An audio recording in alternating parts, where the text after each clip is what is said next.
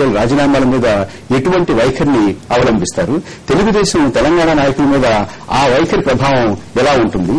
జేఏసీలోని పార్టీలను, ప్రజా సంఘాలను, నాయకులను ఒక తాటి మీద నడపడం ఇంకా సాధ్యమయ్యే విషయమేనా? ఒకవేళ రాజీనామాల విషయంలో తెరాస సూచనలను కాంగ్రెస్ నాయకులు కాదంటే తెరాస జేఏసీని కాదని దాటి ముందుకు వెళ్లి రాజీనామాలు సమర్పించే అవకాశం ఎంత ఉంది? ఈ పరిణామాల ప్రభావం శాసనసభ బడ్జెట్ సమావేశాల మీద ఎలా ఉండబోతోంది అనే విషయాల మీద ఇవాళ దృష్టి సారిద్దాం. ఇవాళ చర్చలో పాల్గొనడానికి కాంగ్రెస్ పార్టీ వరిష్ఠ నాయకులు, మాజీ మంత్రి, శాసనమండలి సభ్యులు శ్రీ పాలూరి వెంకట్రావు, తెలుగుదేశం పార్టీ రాష్ట ప్రధాన కార్యదర్శి శ్రీ అరవింద్ కుమార్ గౌడ్ మనతో ఉన్నారు. ఈ ఘడిలో ఉన్నటువంటి వార్తా విశేషాన్ని ఒకసారి చూసిన తర్వాత మనం చర్చను ప్రారంభించుకుందాం. మనం ఢిల్లీలో జస్టిస్ శ్రీకృష్ణ, ఆ కమిటీ యొక్క సభ్య కార్యదర్శి దుగ్గలు ఉన్నారు. అలాగే రాష్ట్రంలో ఉన్నటువంటి వివిధ పార్టీల నాయకులు ఇవాళ జరిగినటువంటి పరిణామాల గురించి ఏమంటున్నారో ఒకసారి విన్న తర్వాత మన చర్చను ప్రారంభించుకుందాం. We propose to have interaction with all sections of society. As soon as possible, we will even pay a quick visit to Hyderabad to ascertain their views, hold after that a series of consultative meetings with different strata of people in the affected areas. And we'll try and see what can be done on the issue so that all people are happy and there is peace and prosperity throughout the state without giving rise to violence and internecine quarrels. Now, I would request all of you to do one thing. Whatever is to be communicated to the media, we will channelize it to the member secretary. Please approach him. He will give you a handout from time to time. We will quickly, the idea is the time given is up to 31st December. We want to finish this work as quickly as possible. And for that, as many visits as are required, as many meetings as are required, and I think it will all be undertaken. As a matter of fact, the committee has already decided that we must meet definitely twice a month, if not more frequently, and the next meeting has been fixed for 25th of this month. So, 25th of... ఏం enquiry చేసింది, ఎవరిని అడుగుతుంది, ఏం report ఇస్తే దానికి ఉండదండి. స్పష్టంగా తెలంగాణ రాష్ట్ర ఏర్పాటు కోసం వేయబడ్డ కమిటీ అని వారు చెప్పి దానికి సంబంధ ప్రక్రియ మొదలు పెడితే తప్ప అప్పటిదాకా తెలంగాణ ప్రజానీకం దేనికి సహకరించేటువంటి ఆస్కారం లేదనే విషయాన్ని గుర్తుపెట్టుకోవాలి. మాకు సమ్మతం కానప్పుడు, మాకు సంబంధించిన అంశం పరిశీలన తీసుకున్నప్పుడు, తెలంగాణ రాష్ట్ర ఏర్పాటు ప్రక్రియకు సంబంధించిన విషయం లేనప్పుడు మా ప్రజలు దాన్ని గుర్తించే ఆస్కారం లేదు, దాంట్లో పాల్గొనే ఆస్కారం అందకలేదు. స్పష్టంగా అంశం మీద క్లారిటీ లేకుండా అది రేపు సబ్మిట్ చేస్తుందా, ఆ నెల సబ్మిట్ చేస్తుందా అనేది ప్రస్తుతం కాదు. ఇష్యూ అంటే ఇంపార్టెంట్.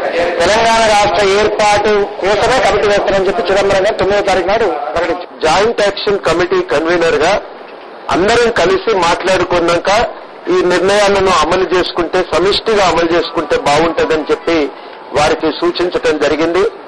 మిగతా అన్ని భాగస్వామ్య సంస్థలు, పక్షాల అభిప్రాయాలు కూడా తీసుకుని వారందరి యొక్క సూచనల మేరకి నేను ఈ రాజీనామాలకు సంబంధించినటువంటి వారు తీసుకున్న నిర్ణయము స్వాగతిస్తూనే దాని అమలుకు సంబంధించి వెంటనే స్పీకర్కి ఇవ్వాలనుకోవటం అనేది దాన్ని వాయిదా వేసుకోవాలని నేను కోరిన. ఇవాళ సాయంత్రం ఇవాళ ఏదో ఒక సమయానికి జేఏసీ మీటింగ్ ఉంటుంది. ఆ జేఏసీ మీటింగ్ అయిన తర్వాత సమిష్టిగా ఈ నిర్ణయాన్ని అమలు చేసుకోవటానికి అందరం కలిసి పనిచేద్దాం. హైకమాండ్ తెలంగాణ ప్రజానికమే కాబట్టి మా నిర్ణయం తెలంగాణ ప్రజల అభిప్రాయానికి అనుగుణంగా ఉండాలి కాబట్టి నిన్న కుండ బద్దలు కొట్టినట్టుగా స్పష్టంగా కేసీఆర్ గారి నాయకత్వంలో మా పార్టీ ముఖ్య నాయకులు సమావేశం ఏర్పాటు చేసుకుని శాసనసభ్యులతో పాటుగా కూర్చొని నిన్న మేము క్లియర్ చెప్పడం జరిగింది. సాయంత్రం లోపు నిర్ణయం తీసుకోకపోతే తెలంగాణ రాష్ట్ర సమితి నిన్న ప్రకటించిన దానికి కట్టుబడి ఉంటుంది, ఖచ్చితంగా రాజీనామాలు సమర్పిస్తే తప్ప మరో మార్గం లేదని చెప్పేసి ఈ రోజు కరకండిగా జేసీ చైర్మన్ గారికి చెప్పడం జరిగింది. తర్వాత కాంగ్రెస్ వాళ్ళు తిడితే, కాంగ్రెస్ టీడీపీ అని తిడితే మీరు తిట్టుకుంటే పిచ్చో లెక్కలు నిలబడుతున్నారు తెలంగాణ ప్రజలు. ఇంకా జిల్లాలు పట్టుకుని మేమేమో జెండా కర్రల్లాగా ఉండాలి, మీరు రెపరెపలాడుకుంటూ ఉండాలి. పొలిటికల్ జేఏసీగా మీరు ఎందుకు వెళ్ళిపోతారు? తెలుగుదేశం పార్టీ, తెరాస పార్టీలు రాజీనామా చేయడానికి అంగీకరించినప్పుడు కాంగ్రెస్ వాళ్ళు బయటకు పోతున్నారని కారణం చెప్తున్న మీరు ఆ రోజు దామోదర్ రెడ్డి గారు చెప్తే డెడ్ లైన్ గా 7వ తేదీ వరకు ఎందుకు పెంచును? అంతగా చేతగాకపోతే కన్వీనర్ పదవికి రాజీనామా చేయండి కోదండరాం గారు. తెలంగాణలో ఈ రోజు పల్లె పల్లె రగులుతున్నది. తెలంగాణ రాష్ట్ర సమితి ముఖ్య నాయకులు శ్రీ జగదీశ్వర్ రెడ్డి కూడా చర్చలో పాల్గొనడానికి వచ్చారు. జగదీశ్వర్ రెడ్డి గారు స్వాగతం. మన చర్చను ప్రారంభించుకునే ముందు ఈ గడిలో ఉన్నటువంటి వార్తా విశేషాన్ని ఒకసారి చూద్దాం. గరం గరంగా జేఏసీ మీటింగ్, కాంగ్రెస్ ఎమ్మెల్యేని దులిపేసిన లాయర్లు.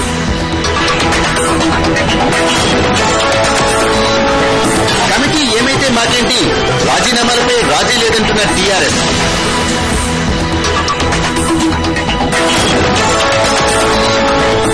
తెలంగాణ జాతరలో వీకెండ్ హంగామా, ఇవాళతో ముగుస్తున్న ప్రదర్శన.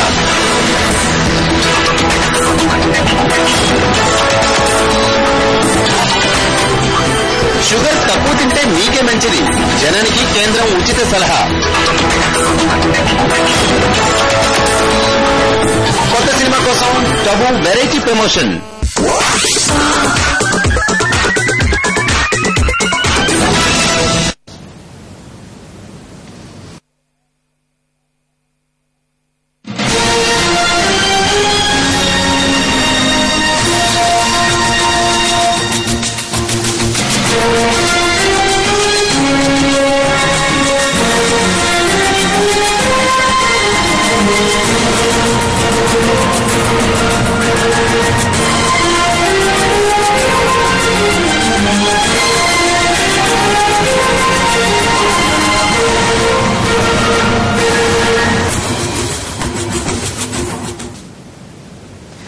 జగదీశ్వర్ రెడ్డి గారు, నిన్న నిర్ణయం తీసుకున్నాం ఇవాళ రాజీనామా చేద్దామని. తెరాస ఇవాళ కాదులే ఆగుదాం జేఏసీ అని చెప్పి మీకు కోదండరాం గారు చెప్పినందువల్ల ఆగారు. అయినా కూడా మీరు రేపైనా సరే వీళ్ళు రాజీనామాలు చేస్తా ఉంటారు.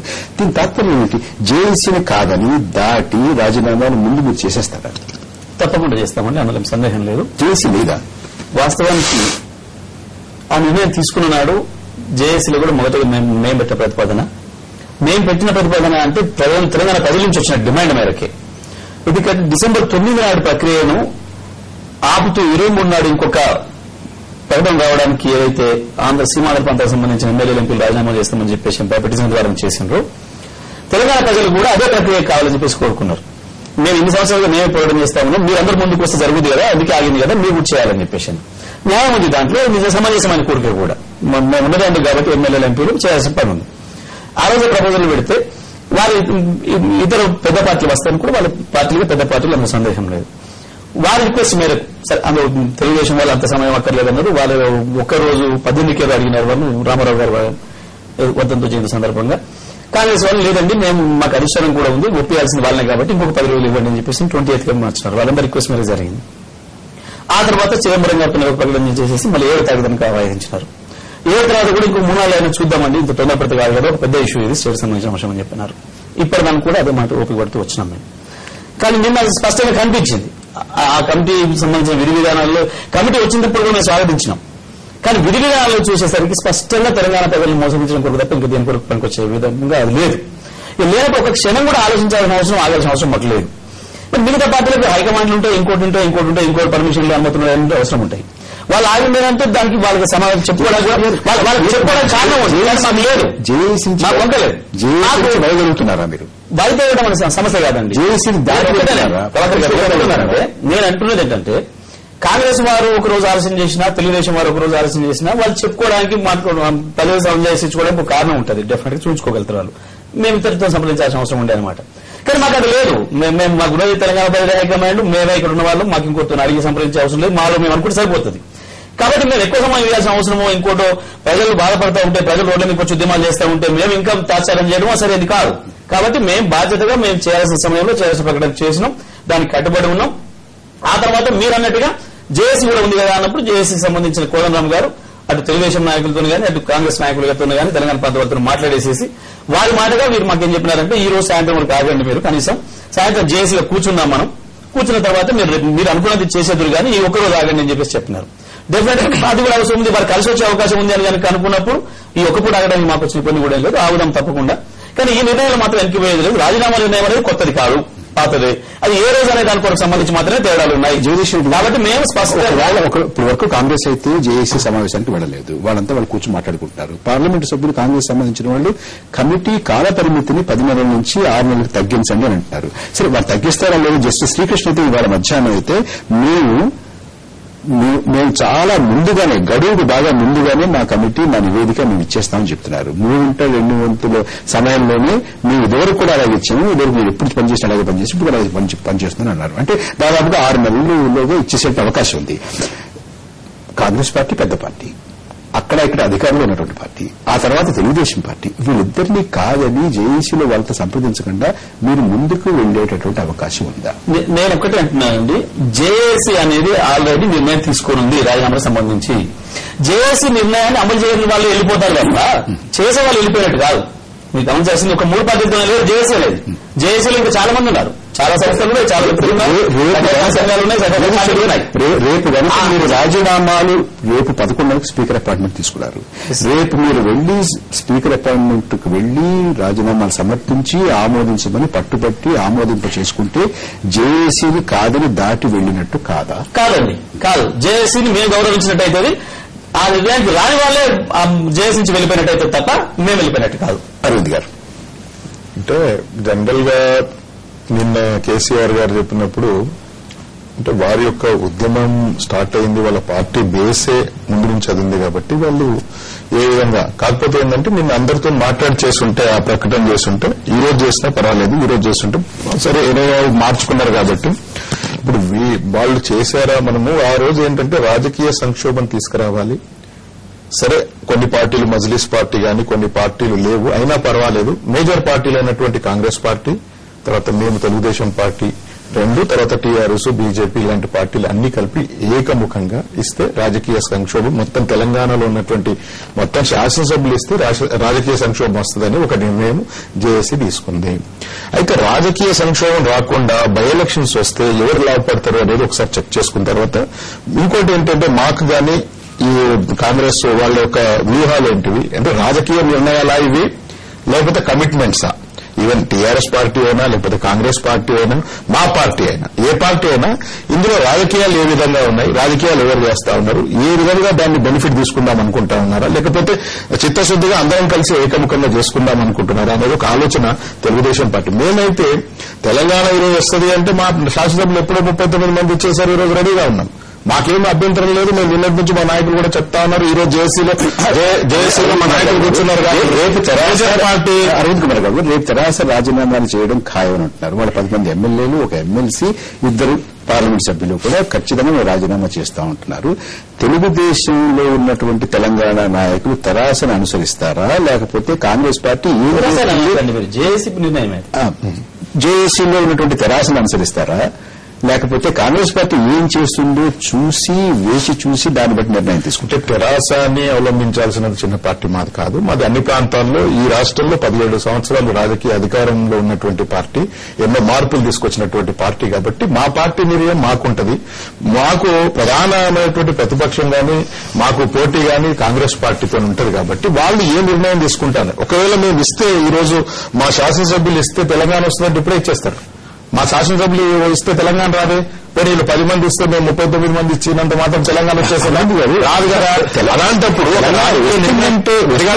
కాదు ఉద్దేశము వస్తుంది కాదు. ఇప్పుడు ఏంటంటే 119 మంది ఇస్తే రాజకీయ సంక్షోభం వస్తే తెలంగాణ వాళ్ళు ఒక్క శాసనసభ్యులు లేకున్నప్పుడు అసెంబ్లీ జరగదు. అయితే వీళ్ళు ఇచ్చిన తర్వాత ఇప్పుడు ఎందుకంటే 2 ప్రాంతాల్లో కాంగ్రెస్ పార్టీ ఇంతకుముందు వ్యూహంగా అక్కడి నుంచి మా మీద ఒక అస్త్రం ఉపయోగించారు. మా నాయకుడు అసమర్థుడు కాబట్టి ఒక అస్త్రం ఉపయోగించాడు. దాని తర్వాత మేము దీనికి వ్యతిరేకం లేకుంటే మేము ఆల్రెడీ మా మేనిఫెస్టో అన్ని విధాలు కూడా మేము ఫర్ చేస్తున్న తర్వాత రాజకీయ అస్త్రాన్ని ఉపయోగించి ఈ యొక్క రాష్ట్రంలో ఉన్నటువంటి రీజనల్ పార్టీలను నేషనల్ లెవెల్లో ఒక ప్లానింగ్ ప్రకారం అన్ని రాష్ట్రాల్లో కూడా 2014లో రాహుల్ గాంధీ గారిని ఒక్క నిమిషం ప్రధానమంత్రి మా మీద ఒక అటాక్. దాని తర్వాత మేము చిత్తశుద్ధితోనే ఉన్నాం, ముందు నుంచి కూడా ఉన్నాం. మేము మేనిఫెస్టోలో పెట్టాం, టీఆర్ఎస్ తో కలిసి పోటీ చేశాం. మా దగ్గర ఎక్కడ కూడా డీవియేషన్ లేదు. తర్వాత మా చిత్తశుద్ధి ఏంటంటే 39వ స్పీకర్కి ఇచ్చాం మేము. కాంగ్రెస్ పార్టీ వాళ్ళు మంత్రులు ఎవరికి ఇచ్చారండి? వాళ్ళకి ఇచ్చారు. దాని తర్వాత లేదమ్మా, అందులో చాలా డిఫరెన్స్ ఉన్నది. సోనియా గాంధీ గారి పిఏ ఆయన పర్సనల్ సెక్రటరీకి ఇచ్చారు. ఇక్కడ ఎంత జోక్ అంటే ఎవరికి వాళ్ళ చుట్టేసింది. ఇంకోటి ఏంటంటే మొదటి నుంచి కూడా జేఏసీలో మొత్తం కాంగ్రెస్ పార్టీ ఉందా లేదా అనేది ఒక అనుమానం. పాలెడు వెంకటరావు గారు కూడా అసలు ఏం జరుగుతుంది మొత్తం దాని అభిప్రాయం వారి అభిప్రాయం కూడా కనుక్కుందాం. వారిని చర్చలో తీసుకొచ్చే ముందు ఒక చిన్న విరామం తీసుకుందాం. విరామం తర్వాత మన చర్చను కొనసాగించుకుందాం.